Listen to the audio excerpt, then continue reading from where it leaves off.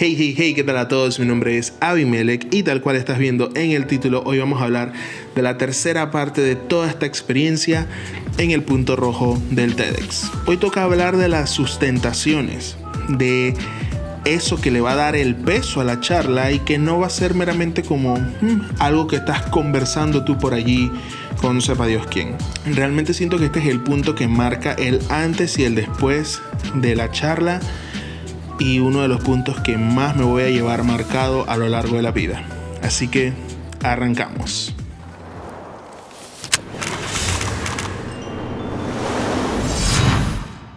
Ok, empecemos repasando todo lo que hemos hablado. En la parte 1 de esta serie, te la dejo aquí arriba, hablamos de cómo me enteré del evento, de cómo fue mi audición, vas a ver el video de la audición, y también te hablo de cómo fue que reaccioné cuando me enteré que había pasado. También está la segunda parte, que te la dejo arriba. Allí vas a poder darte cuenta de cómo fue el proceso de la curación, muy brevemente, de cómo inició una charla súper abierta a algo muy específico y por qué tenía que ser algo muy específico. Ahora, en esta tercera parte, vamos a estar hablando de cómo esa charla muy específica la vamos a transformar en algo que despierte curiosidad. ¿Cómo transformo una charla de amigos a una charla TEDx?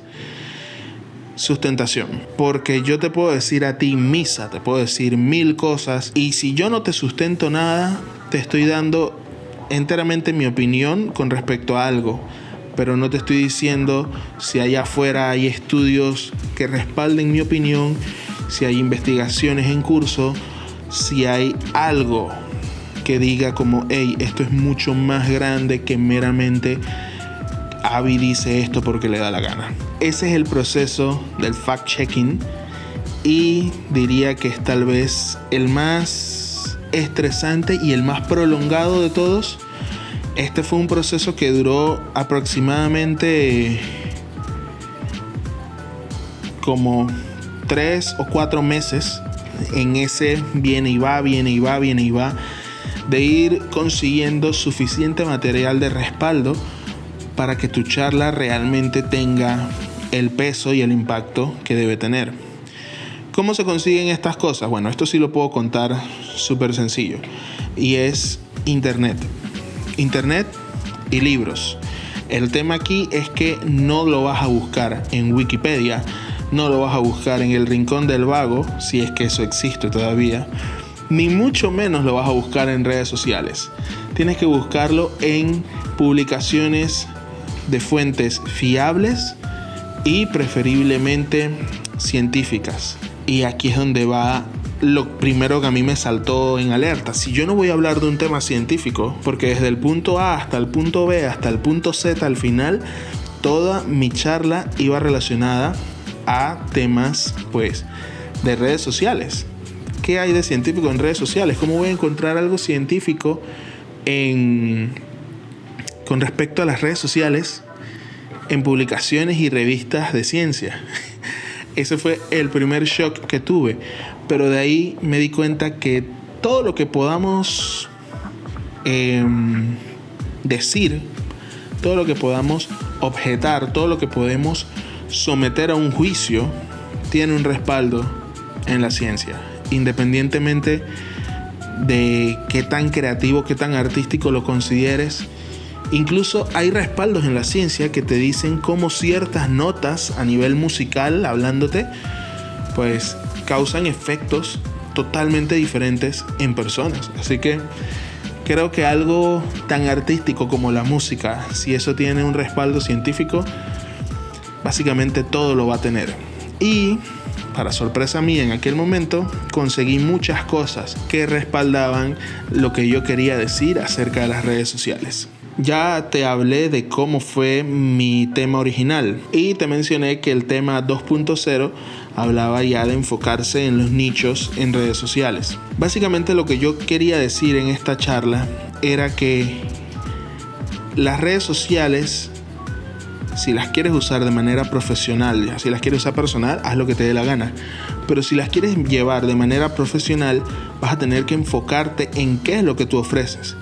y también no puedes estar ofreciendo absolutamente todo y mucho menos en una sola cuenta. Aquí fue brillante la intervención de mi coach porque me dijo: llévalo como una crítica al multitasking online, al multitasking de las redes sociales. Para yo poder hacer eso, tenía que buscar primero que todo si el multitasking en sí era una habilidad perjudicial o beneficiosa para el ser humano. Para mi suerte me di cuenta que es malísimo y que realmente no podemos ser multitaskers. Ya con eso me di cuenta que tenía un sustento muy bueno, porque si no podemos hacer algo en la vida offline, en la vida real, ¿por qué lo vamos a poder hacer en las redes sociales? Por ahí ya iba evolucionando entonces la charla. Pero antes de que se convirtiera en una charla TED, tenía que tener varios puntos a mi favor de justificación, pero tenía que enlazar todo esto. Porque aquí tienes los puntos de justificación. Todos estos puntos totalmente individuales tenías que enlazarlo con el resto de la charla y que todo embonara súper bonito. Para esto, nuestra coach nos dividió la charla en algo que siempre se me va a quedar y que desde entonces trato de utilizar en absolutamente todos mis proyectos. Un opening que va a ser como el gancho que va a permitir que las personas se fijen en ti. Una introducción en la que brevemente empiezas a hablar del tema. Una argumentación en la que pues presentas todos tus puntos de por qué tal cosa es tal cosa. Una conclusión en la cual vas a atar todos los puntos. Vas a atar ese inicio del problema con esas soluciones que brindaste en la argumentación. Y finalmente el cierre en el que ya tienes todo el desenlace. Estos 5 puntos de cómo llevar una charla van muy relacionados de la mano con el ritmo de la charla, con los 3 puntos del ritmo de la charla. ¿Y cuáles son esos 3 puntos? Primero tienes un inicio en el que vas explicando como, hey, este es el problema, esta es la interrogante. Después empiezas a exagerar absolutamente todo el problema y el interrogante hasta que ya la persona dice, hey, necesito saber cómo va a terminar esto. Cuando ya lo tienes así enganchado, cae y poco a poco se va desenvolviendo todo hasta que ya la persona queda relax sabiendo cómo se dio todo el desenlace. Básicamente la charla es como subiendo una montaña y luego bajando, casi como una montaña rusa, porque ojo, no tiene que ser un solo pico y una sola bajada, pueden ser varios, o puede ser un pico, una subida bastante profunda y ¡pum!, al final bajas, pero sí tenía que tener como todo ese sentido y toda esa estructura. Ya en este proceso era meramente ensayo y error, ir presentando una charla completa, ir recibiendo la crítica para atrás, corrigiendo las cosas que se tenían que corregir en base al feedback, volver a presentar la charla, volver a tirarla para atrás, y así en ese viene y va estuvimos aproximadamente mes y medio, el último mes y medio. Cuando ya la charla tenía como un 70-75% de avance, entonces ahí es donde hablábamos de un título. Lo ideal hubiera sido 100% al final, cuando ya está el 100% del avance, pero por cuestiones de tiempo y que había que sacar todo lo que era los flyers, la publicidad, etcétera, se decidió pues un poquito antes empezar ya a tocar el tema del título. He allí como surgió el nombre. No existe el multitasking y menos en las redes sociales.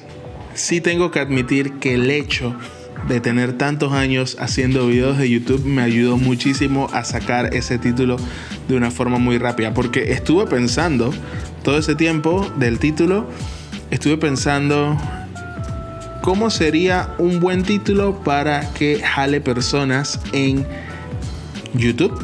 Así que creo que ahí fue el punto clave que ayudó bastante. Luego de todo este proceso ya vino la recta final, en el que ya estábamos como estábamos. ¿Y a qué me refiero con eso? Realmente ya no había nada que hacer. O sea, si había algo que cambiar, había sido cambiado en los básicamente 6 meses de preparación que tuvimos. Ya en ese momento una cosa no iba, o sea, en 1 o 2 días no ibas a cambiar toda una charla TED. Y básicamente fueron momentos de relax, fueron momentos de disfrutar todo el proceso. Conocimos a la coach que llegó a Panamá a vernos en vivo. Dimos un último repasón, como que nos reunimos en la casa de uno de los compañeros y ahí empezamos a cada uno dar su charla para que nos escucháramos todos y darnos como un feedback absolutamente de todos. Y ya, lo siguiente fue esperar a que llegara el día 0. Pero ese te lo cuento en el último video. Te va a sorprender bastante porque hasta ahorita no he dicho nada de cómo estuve manejando mis nervios. Y eso te lo voy a contar en el próximo video, porque literal va a salir después de este. No voy a esperar video de por medio ni nada de eso, no. Va a salir justo después de este. Así que nos vemos en el próximo video. Y si te ha gustado esto, compártelo con alguna persona que esté interesada en este mundo de TED o en el mundo de dar conferencias, porque al fin y al cabo esto es pararse en un escenario y hablar. Suena sencillo, pero sí se complica un poquito después. Así que nos vemos en el próximo video. Hasta luego.